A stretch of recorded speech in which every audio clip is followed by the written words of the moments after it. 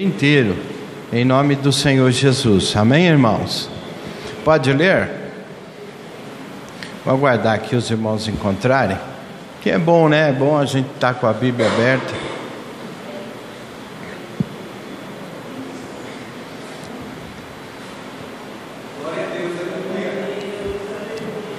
Vou ler, amém?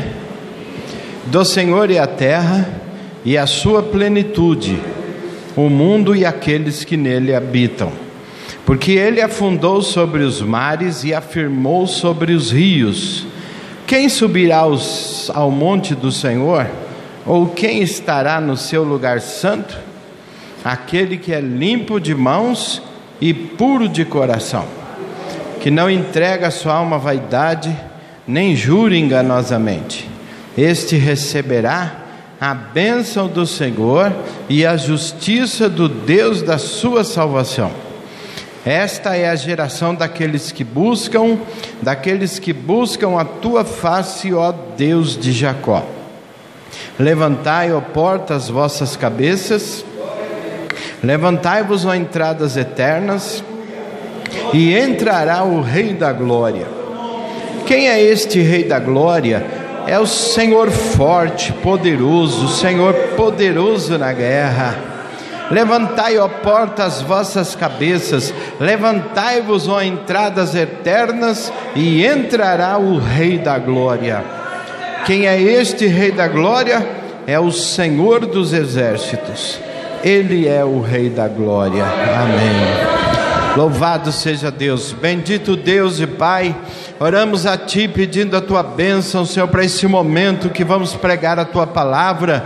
A igreja já cantou, já adorou, já louvou, engrandeceu o Teu nome. Agora nós vamos pregar a Tua palavra. Pedimos que o Seu Santo Espírito possa falar poderosamente na vida, na alma, no coração de cada um dos que aqui estão. Que a Tua palavra alcance o coração, possa promover mudança, avivamento, reavivamento, tirando toda a tristeza, angústia e trazendo a alegria da fé, a alegria da salvação, a alegria do Teu poder, da Tua presença, porque é a alegria do Senhor que é a nossa força. Nós Te agradecemos, Pai, e entregamos nas Tuas mãos tudo que vai acontecer aqui nesse momento, em nome de Jesus. Amém. Glória a Deus. Amém. Pode sentar, irmãos. Obrigado aí quem acendeu a luz. Depois dos 50 a gente já começa a ter umas dificuldades, né? Irmãos, a paz do Senhor Jesus. É muito bom estar com os irmãos. Que eu me lembre do começo dessa gestão. Em culto, essa é a terceira vez, mas já vim também uma vez para ver a construção, enfim, etc. Para vocês terem uma ideia, irmãos, são 50 igrejas e são 52 sábados. Então, eu para percorrer todas as igrejas, eu levaria um ano para voltar. Então, é bem verdade que se eu vim 3 vezes aqui, tem igreja que eu não fui ainda, né? Hoje à noite mesmo, eu vou em Jandaia, que é uma igreja que eu ainda não fui. E os irmãos pacientemente nos aguardam. E nós vamos estar lá com a graça de Deus. Amém? Irmãos, no final do culto, nós viemos cumprir a missão de empossar o missionário Alain, a Ingrid, aqui com os irmãos. Mas nós vamos deixar para o finalzinho. Vamos aproveitar esse momento tão feliz, louvores maravilhosos, né? Quando o primeiro grupo começou a cantar, eu pensei assim, que grupo bacana, que grupo legal. Aí depois eu vi que tinha outro, e depois tinha outro. Eu falei, mas são todos bons, né? Que bom, graças a Deus, né? Então, amados, uma pessoa aqui do Vila Carolina mesmo, coincidentemente, me mandou um zap assim: pastor, se Jesus te perguntasse por que eu deveria te levar para o céu hoje, alguma coisa assim, né? O que o senhor responderia? Fica difícil responder, né? São tantas respostas, né? E a gente não consegue entender que resposta a pessoa quer, né? Eu até tentei assim, eu vou listar aqui, mas vai ficar muito grande, né? Vai dar 2, 3 laudas aqui de informação. Mas o certo é, né, irmãos, que hoje a igreja se reuniu em torno de Jesus Cristo, amém? E a gente percebeu que a igreja celebrou Jesus, adorou Jesus. A gente percebe que essa igreja reconhece Jesus como Senhor dela, amém? Fomos libertos por Jesus, e é isso que nós vamos meditar e falar rapidamente hoje aqui sobre a liberdade, a libertação que o Senhor nos deu. Nós vamos tanto abordar Colossenses 1 como o próprio Salmo número 24, tá certo? Para a gente poder entender o ato profético deste Salmo, para a gente poder entender esse Salmo, como ele se mostra em duas partes, né? Ele vem falando um assunto e de repente ele muda para um outro assunto. A primeira parte desse salmo coincide com o Salmo 15. Não tem problema você dar uma olhada rápida lá. É muito bom estar com a Bíblia na mão, e é muito bom não ficar só ouvindo o que a gente fala, mas conferir lá na Bíblia, né, na palavra. Então você pode perceber que o Salmo 24, a primeira parte dele, principalmente depois do versículo 3, você percebe que ele está todinho no Salmo 15. E depois você vê a segunda parte dele. Então, é importante que a gente conheça esse momento histórico, mesmo que não dê para aprofundar, mas é importante que a gente dê uma repassada, uma passada de avião por cima desse ato histórico, para a gente poder então aplicar isso para nós hoje aqui, para a glória de Deus. Então, o Salmo 24, ele é um dos hinos que foram compostos para celebrar, por exemplo, a fundação de Jerusalém. Não dá para afirmar que ele foi montado, escrito especificamente para essa data. Não dá para se afirmar teologicamente, porque não temos essa informação precisa. Mas tudo indica, aqueles que consideram, não, esse salmo foi feito exatamente para a fundação de Jerusalém como a cidade do grande rei, conforme lá diz o Salmo 130, o Salmo 132 fala alguma coisa, o Salmo 30 e o Salmo 132. Então, depois que Davi tomou a fortaleza dos Jebuseus, essa informação está lá em 2 Samuel, ele decidiu então trasladar a arca para lá. E vocês sabem, não é, irmãos? Todos conhecem aquele episódio em que estavam carregando a arca e alguém indignamente tocou na arca e fora fulminado. Quem lembra desse assunto? Levanta a mão mais alto assim para eu ficar mais animado. Isso. Então, aí o que aconteceu? Davi decidiu levar a arca para a casa de alguém. Davi ficou com medo. Às vezes a gente fala, irmãos, vai para cá. Às vezes a gente fala que a gente não tem medo de Deus, que a gente tem temor. Mas Davi sentiu medo. E eu sinto medo. Se a gente afirmar, eu tenho temor e tremor, talvez a gente se aproxime um pouco mais da realidade. Principalmente essa semana eu falava com alguém muito insubmisso, alguém que sabe, tem gente que você fala, mostra a Bíblia, entra por aqui, sai por aqui. Pessoas irreverentes, você acaba de abrir a Bíblia e mostrar para ela o que ela fala sobre aquele assunto e a pessoa desdenha. E aí eu disse, olha, irmão, enquanto você está na mão do homem, ainda está bem. Eu quero ver a hora que você cair na mão de Deus, porque duro é cair na mão de Deus. Então, Davi, ele sentiu medo, porque aquele camarada indignamente tocou naquela arca e foi o quê? Fulminado. Dá medo ou não dá medo? Talvez hoje a gente não sinta, mas se você estivesse lá, né? Uma coisa é você ver na televisão que alguém foi assaltado, a outra coisa é você estar no lugar de quem está sendo assaltado. A emoção ela é outra. E por exemplo, Tem uns 2 meses atrás, eu parei no farol, o cara colocou o revólver na minha cabeça. Estava eu, a Dil, minha futura nora. Perdeu, desce. E eu errei, eu fiz tudo errado.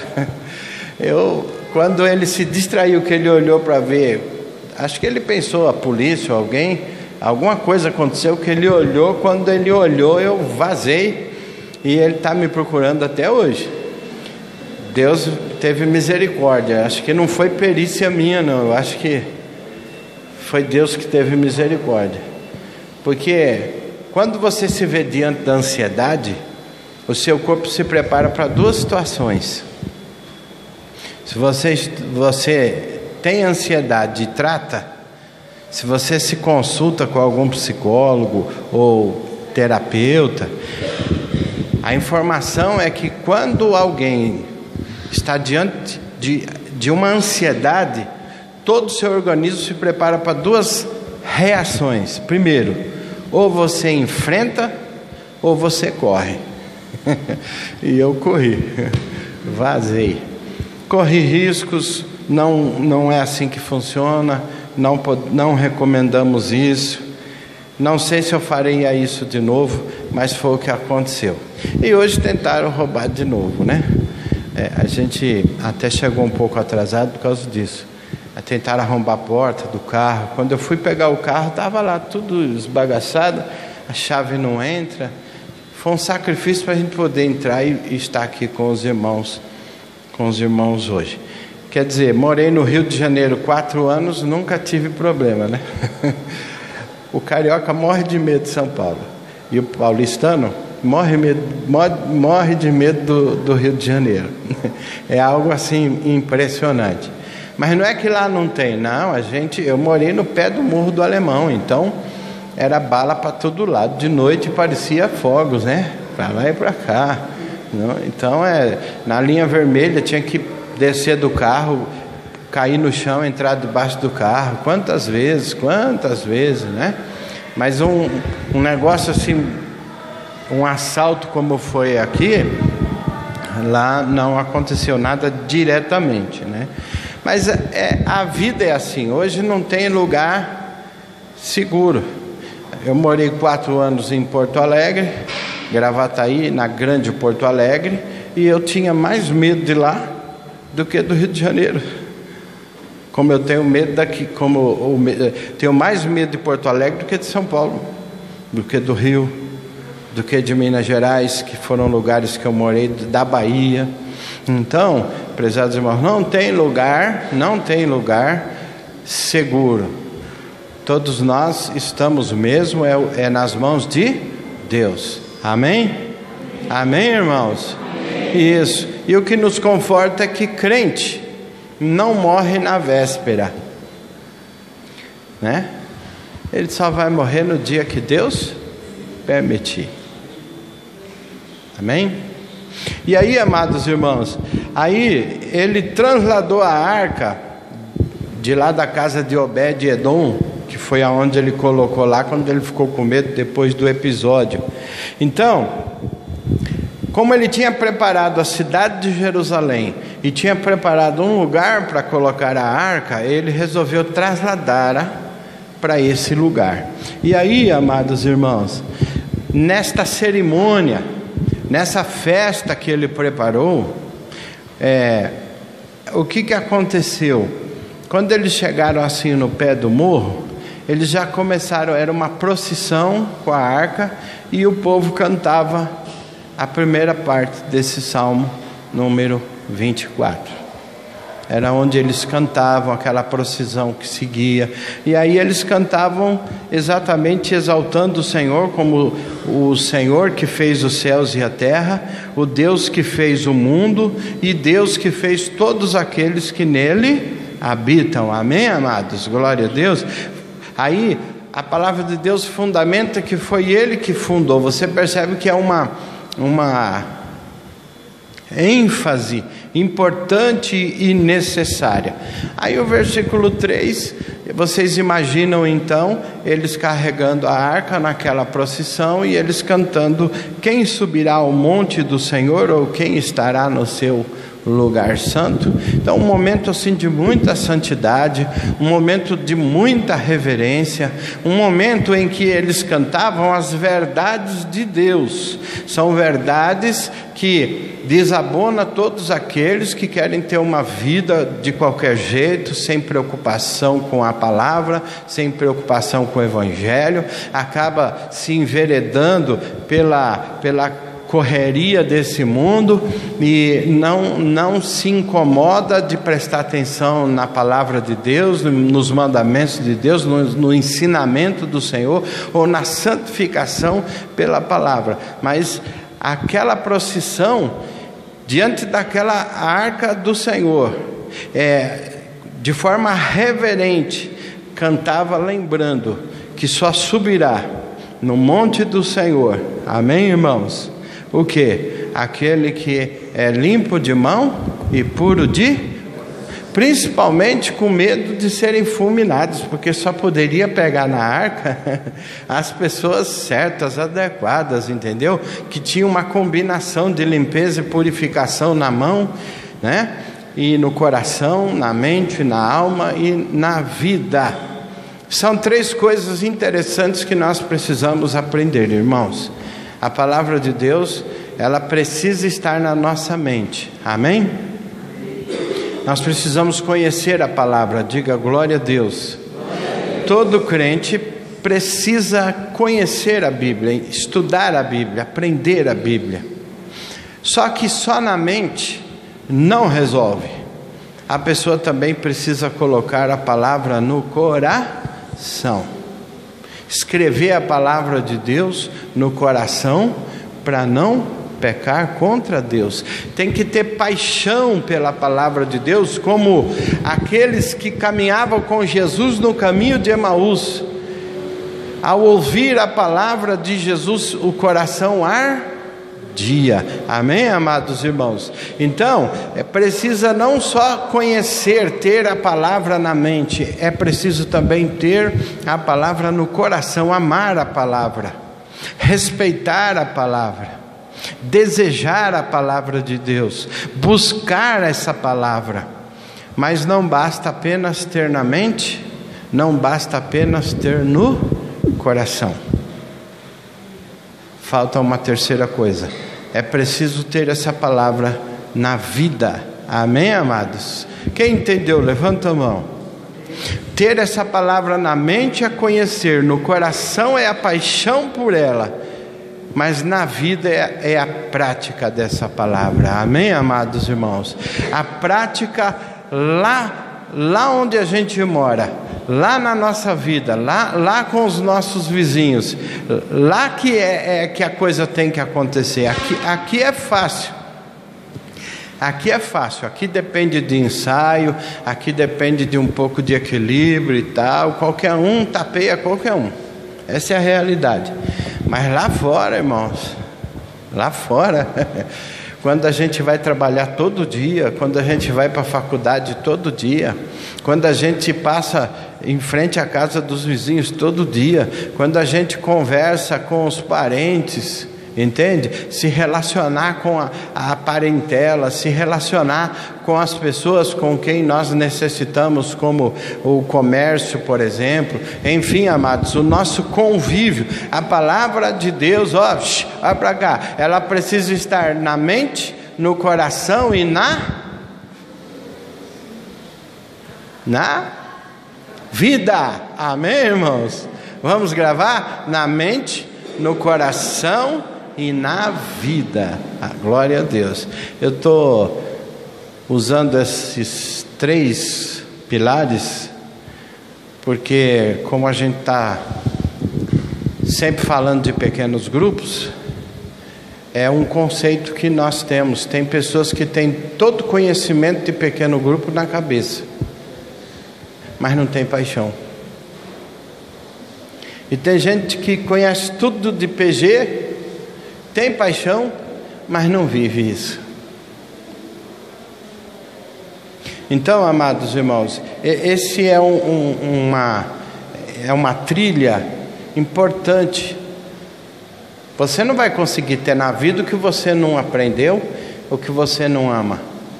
Então a gente aprende, a fé vem pelo ouvir a palavra de Deus, a gente ama, a gente se apega, essa é a paixão pelo poder de Deus na nossa vida, e depois a gente tem que viver esse negócio, tá? Então, irmão, você percebe que o Salmo 24 é um hino que consta duas partes, até aí tudo bem?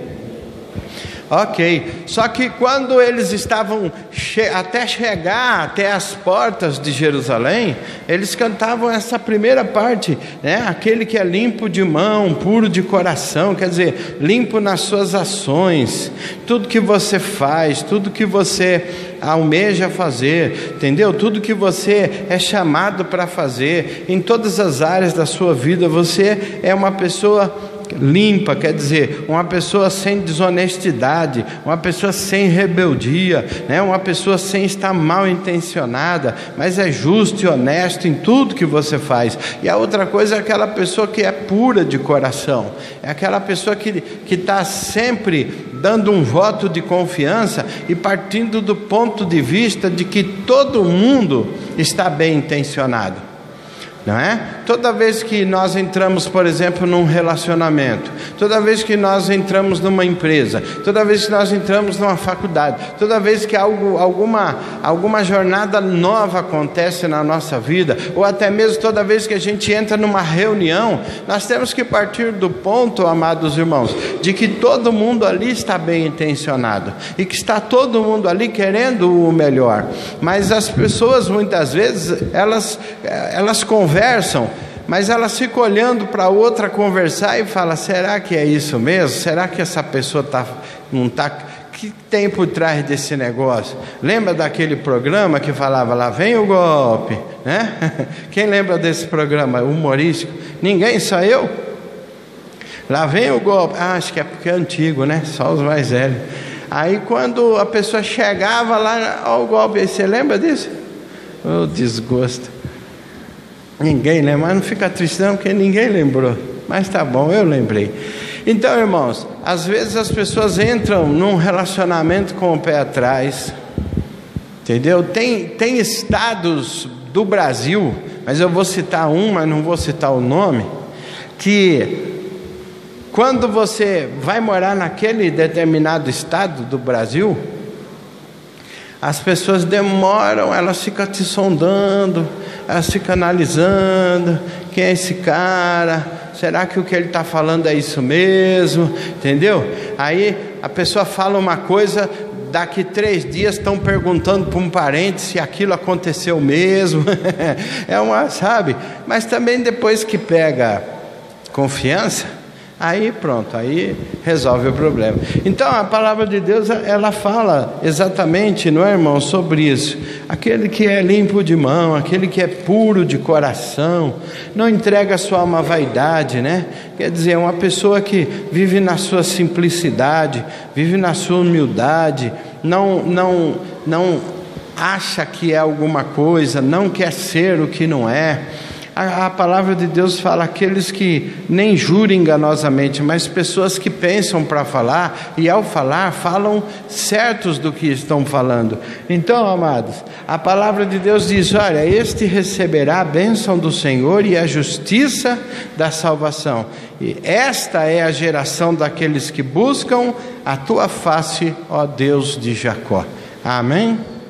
Então, a questão de esta geração é entender que é uma geração dos que são salvos e que estão em construção, estão buscando aprender e fazer o melhor de Deus. Aí quando chega diante das portas de Jerusalém e que a arca está pronta para entrar, inaugurar aquele grande momento e colocar a arca no lugar que Davi preparou, então aí começa-se a entoar a segunda parte deste Salmo 24, que vocês já sabem, que é: abram as portas, entrará o Rei da Glória, enfim, etc.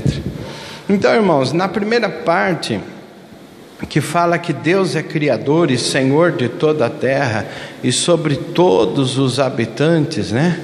Então, o termo Criador e Senhor de toda a terra, Nós não temos dúvida disso. E lá em Colossenses capítulo 1, do versículo 15 a 19, diz que Deus, Ele é a imagem do Deus invisível, o primogênito da criação, e que nele foram criadas todas as coisas no céu e na terra, as invisíveis, sejam trono, soberania, poder, autoridade, todas as coisas foram criadas por Ele e para Ele. Amém? Então lá em Colossenses 1, 15 a 19, vai dizer que Jesus está acima de todos. Diga glória a Deus. Que o Senhor, Ele não é só o Criador, como fundador, como Ele também é o mantenedor. E lá Paulo diz que Ele está acima dos tronos. Jesus está acima de todos os tronos. Digam amém, irmãos. Acima de todas as divindades. Diga glória a Deus. Que o Senhor Jesus, Ele está acima de todas as potestades, todas as forças.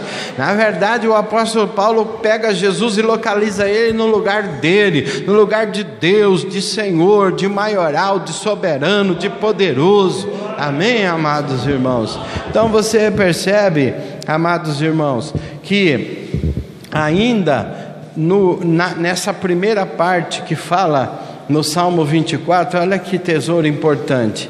Fala do Senhor e a terra, a sua plenitude, o mundo e os que nele habitam. Percebe, amados irmãos? Você lendo assim, a princípio, você nem percebe um tesouro tem tantos, né? Mas o que eu chamo a atenção é que Ele também criou os habitantes da terra. E diz que esses habitantes são dele. Por que nós achamos isso importante, irmãos? Nós achamos isso importante porque esse é um conceito que elimina a exclusividade que os judeus, por exemplo, tinham.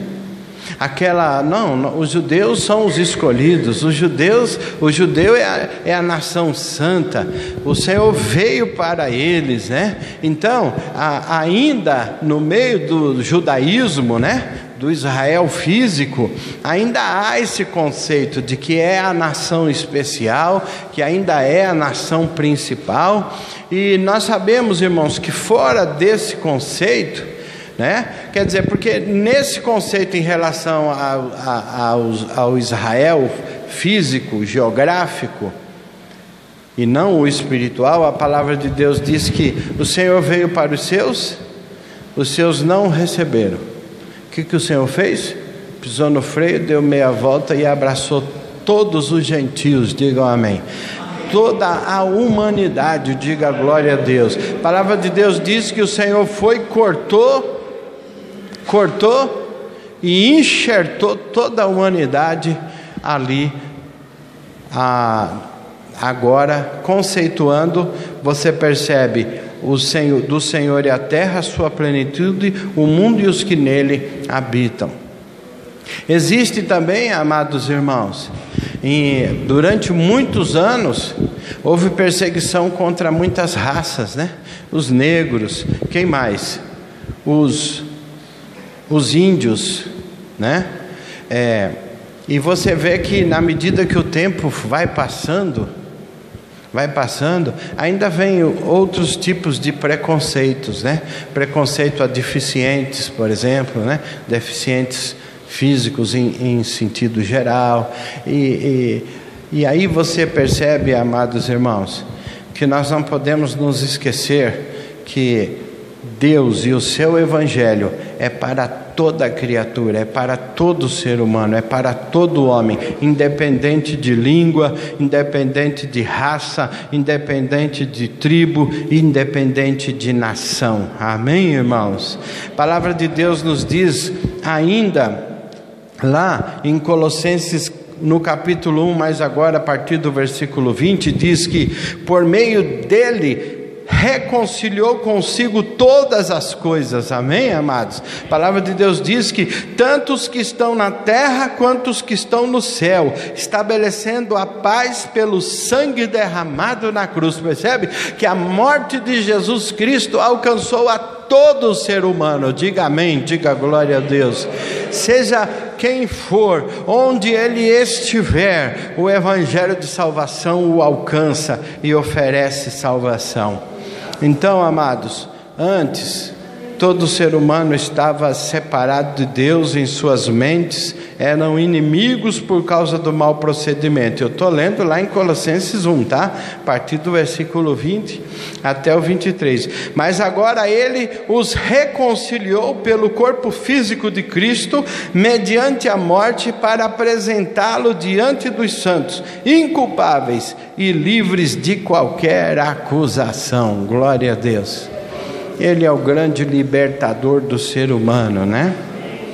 Mas tem uma ressalva no texto lá: desde que continuem alicerçados e firmes na fé, sem se afastarem da esperança do evangelho que vos ouviram e que tem sido proclamado a todos os que estão debaixo do céu. Esse é o evangelho do qual eu, Paulo, me tornei ministro. Glória a Deus. Está escrito lá no capítulo 1, versículo 20. Na verdade, irmãos, Paulo, quando ele escreveu aos Colossenses, ele estava combatendo falsos ensinos. Nós precisamos tomar cuidado com esse negócio de falsos ensinos, irmãos, porque na nossa jornada cristã, ninguém nasce pronto. Você sabe que ninguém nasce pronto para nada, né? Ninguém nasce pronto. Você tem que aprender tudo, falar, andar, enfim. Até hoje a gente está aprendendo. E nessa jornada, nós erramos. A nossa igreja também já errou. Nossa igreja também já errou. E o problema não é errar. O problema é errar e continuar no erro. O problema é não se corrigir. E a igreja errou, mas ela se corrigiu. Amém, amados irmãos? Nós, por exemplo, nós entendíamos o jejum errado. Nós entendíamos o batismo errado. Nós entendíamos Apocalipse errado. E com o tempo, isso foi corrigido. E hoje a igreja tem cada dia mais se aproximando da palavra, da verdade. Se os membros acompanham na obediência é uma coisa, mas nos documentos da igreja, a interpretação que a igreja faz da Bíblia e da palavra de Deus, ela é correta. Então, para você ver, muitos pastores nossos que escreveram coisas que tiveram que apagar e reescrever. Então, na realidade, amados irmãos, isso agrada a Deus, a pessoa se arrepender e melhorar e crescer. Mas ali o apóstolo Paulo, ele estava exatamente tentando corrigir a igreja. Quem está me ouvindo, diga amém. Ele estava tentando corrigir a igreja, porque havia alguns ensinadores lá que ainda não tinham alcançado toda a maturidade, não tinham alcançado, né, o entendimento correto da palavra de Deus. E você sabe, você forma uma opinião e você vai dirigir sua vida em torno daquilo, né? Então eles ensinavam que alguns seres angelicais, né, anjos, seres espirituais, eles ainda intermediavam entre os homens e Deus. E quando eu fiz essa mensagem aqui, eu estava na Dutra, fazendo São Paulo, Rio, São Paulo. Isso foi agora, antes de 12 de outubro. E o que tinha de romeiro indo para Aparecida pela estrada é muita gente. Muita gente. Então você percebe que muita gente ainda entende que não tem só Jesus como intermediário. Muitos ainda entendem que ainda pode pedir a outros nomes, acreditando que essas pessoas podem interceder por elas diante de Deus. E a fé é grande, irmãos. E às vezes a gente percebe que eles têm uma fé maior do que a nossa. Porque muitos andam mais de 100 quilômetros, mais de 200 quilômetros a pé, dia e noite, com um pedaço de pau na mão, e eu sei lá como que eles se viram para dormir, tomar banho e comer. Mas eles entram nesse sacrifício. E não é só eles, e não é só essas pessoas. Eu estou falando de crenças espalhadas pelo Brasil todo. O que nós vamos fazer? Criticar essas pessoas? O que nós vamos fazer? Maltratar essas pessoas? O que nós vamos fazer? Julgar essas pessoas? Não. Primeiro, nós temos que agradecer porque chegamos ao conhecimento da palavra de Deus. Amém, irmãos?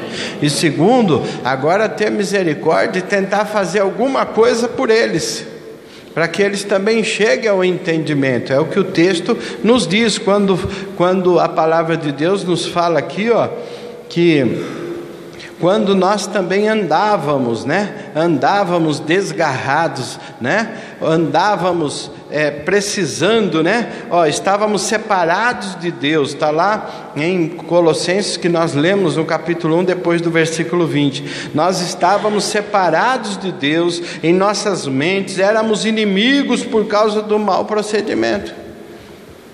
Mas aí a palavra de Deus diz que Ele nos reconciliou, diga amém. Ou seja, além de nos reconciliar, a sua palavra nos alcançou, diga glória a Deus, irmãos.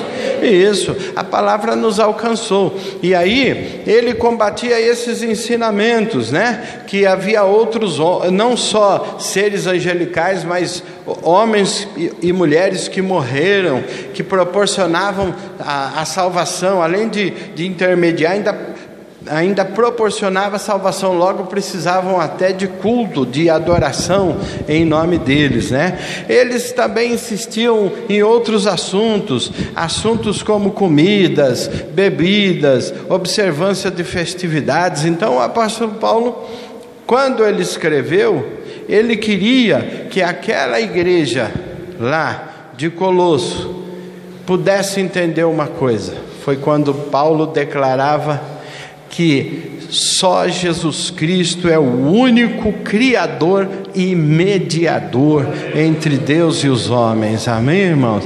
Ele declarava que Cristo é a cabeça tanto das coisas materiais como das coisas espirituais, que não há dualismo, quer dizer, não tem mais de um, não tem parceria. Jesus está acima de tudo, diga glória a Deus. E ele dizia: por Ele subsiste todas as coisas, porque Ele é Deus. E o Paulo continuava dizendo aos Colossos: nele mora a plenitude, não precisa de ajudante. Paulo assegurava que Cristo estão todos os tesouros da sabedoria e do conhecimento. Glória a Deus. Então, irmãos, quais seriam os deuses conhecidos dessa geração? Algumas pessoas servem a deuses orientais, chamam de gorronzão, e fazem rezas e orações durante muito tempo, repetidamente. Você já passou em frente a alguma casa que as pessoas estavam lá, na minha hora, em Gengala, na minha hora, em Gengala, já perceberam? Não? Meu Deus do céu. Sério? Ninguém nunca viu? Já? Não sei, naquelas bandas da Zona Leste, a gente andava a pé, quase, sabe, toda a rua tinha um, na minha hora, ninguém gola, na minha hora, ninguém gola. Alguns você olhava pela janela, ele estava lá numa casinha, um escrito lá, incenso, e um negócio na mão, e chacoalhando assim, e repetindo. Isso é uma reza. Reza são mantras também, são palavras repetidas, Então, prezados e queridos irmãos, Buda, um rapaz muito inteligente, e no início parecia um pouco com Moisés, porque ele também rejeitou morar com os imperadores e ser um futuro imperador. Ele rejeitou essa vida de nobre e começou a andar pelo mundo em busca do conhecimento da vida. E ele foi daqui, foi dali, foi crescendo. Aos 29 anos ele já foi considerado o iluminado. E aí então engrossou as fileiras dos seguidores. Mas a palavra de Deus, irmãos, nos diz que devemos respeitá-lo como um bom homem, um bom ser humano, mas não foi ele que morreu na cruz para nos salvar.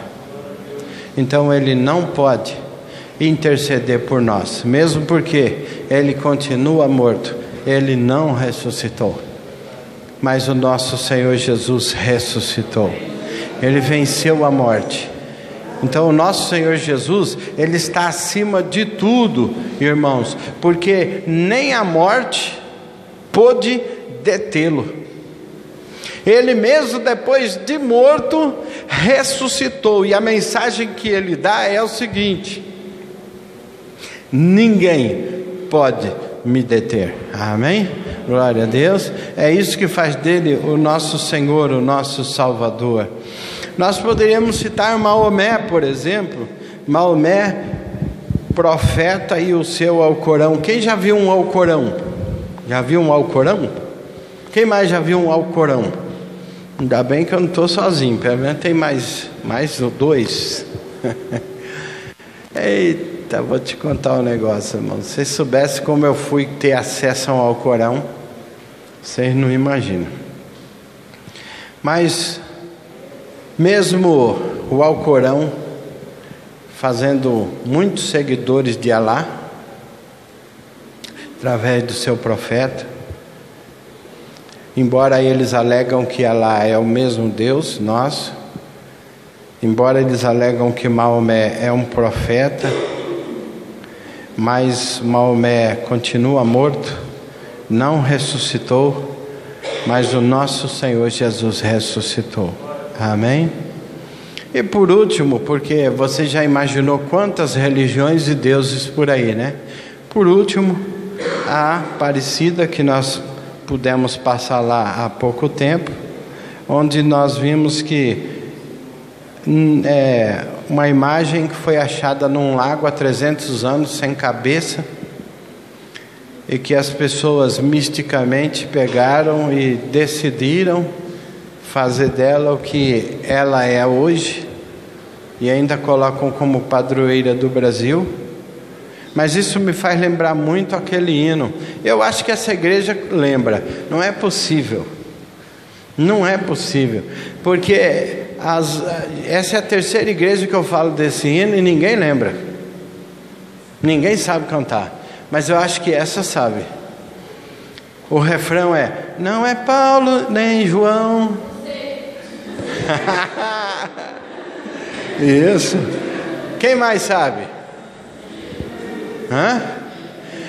Como é que ela começa?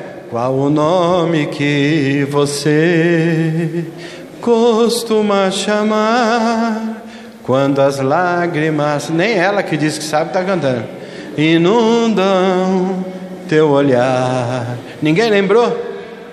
E olha que o pastor Tiago canta as músicas dele, hein?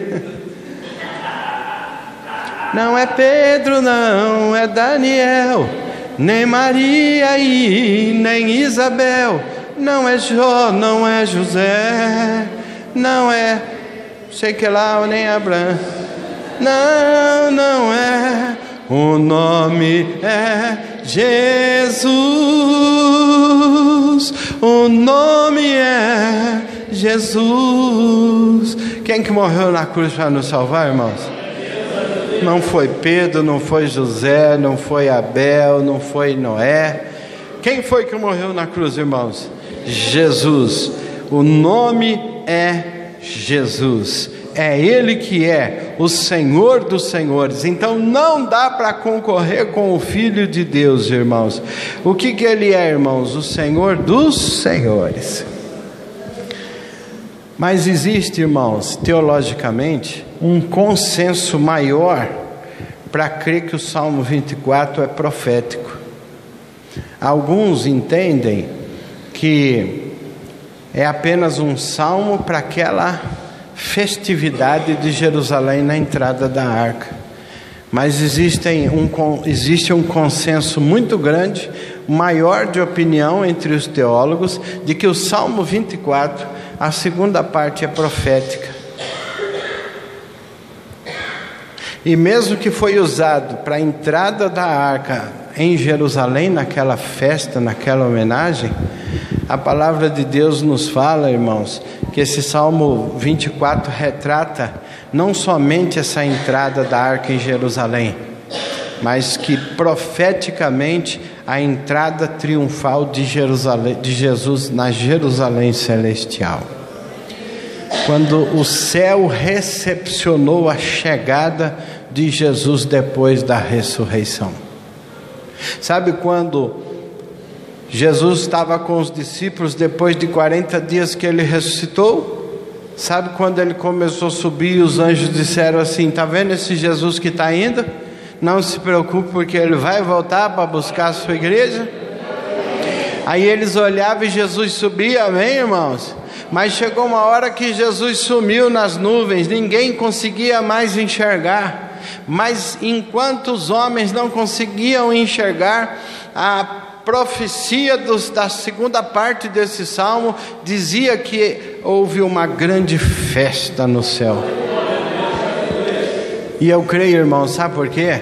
Porque a Bíblia fala que a festa no céu quando um pecador se arrepende.